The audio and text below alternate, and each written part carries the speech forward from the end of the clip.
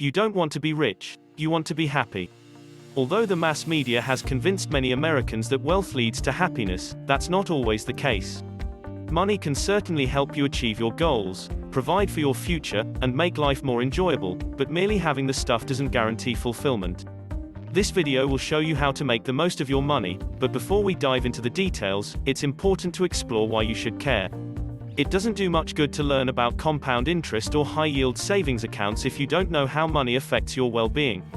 If personal finance were as simple as understanding math, this book wouldn't be necessary. People would never overspend, get into debt, or make foolish financial decisions. But research shows that our choices are based on more than just arithmetic. They're also influenced by a complex web of psychological and emotional factors. This chapter gives you a quick overview of the relationship between money and happiness. You'll also learn techniques for escaping the mental traps that make it hard to be content with what you have. As you'll see, you don't need $1 million to be happy. How money affects happiness. The big question is, can money buy happiness? There's no simple answer. It seems natural to assume that rich people will be happier than others, write psychologists Ed Diener and Robert Biswas Diener in Happiness, Blackwell Publishing, 2008.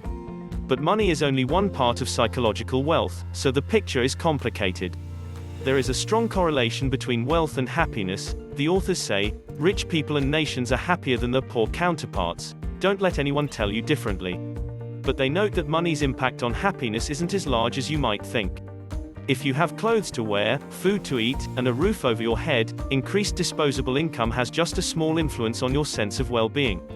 To put it another way, if you're living below the poverty line, $22,050 annual income for a family of 4 in 2009, an extra $5,000 a year can make a huge difference in your happiness. On the other hand, if your family earns $70,000 a year, $5,000 may be a welcome bonus, but it won't radically change your life.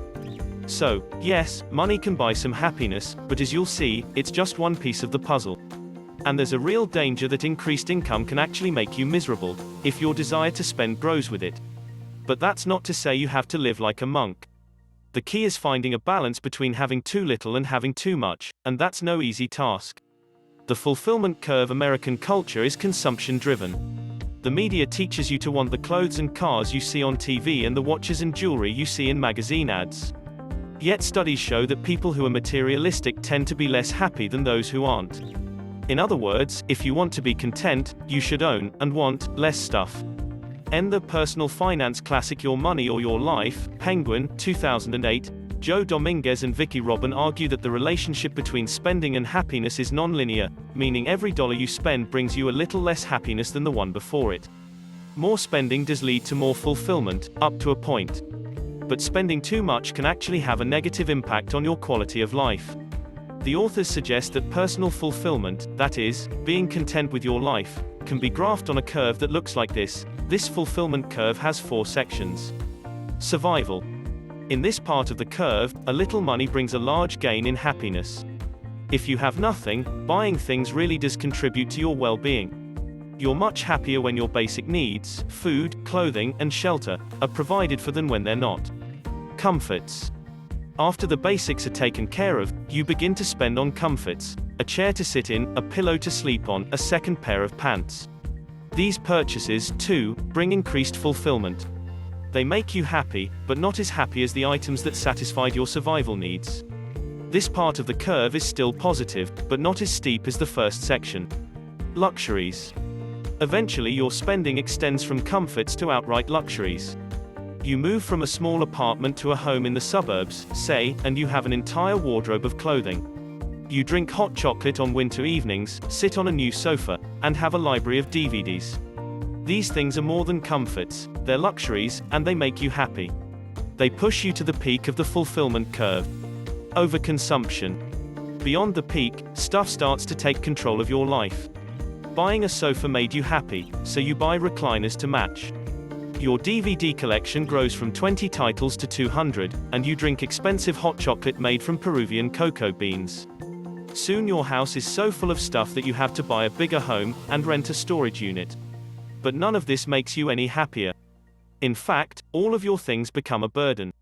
Rather than adding to your fulfillment, buying new stuff actually detracts from it. The sweet spot on the fulfillment curve is in the luxuries section, where money gives you the most happiness. You've provided for your survival needs, you have some creature comforts, and you even have a few luxuries. Life is grand. Your spending and your happiness are perfectly balanced. You have enough. Unfortunately, in real life you don't have handy visual aids to show the relationship between your spending and your happiness. You have to figure out what enough is on your own. But as you'll see in the next section, because we've been conditioned to believe that more money brings more happiness, most people reach the peak of the fulfillment curve and then keep on spending.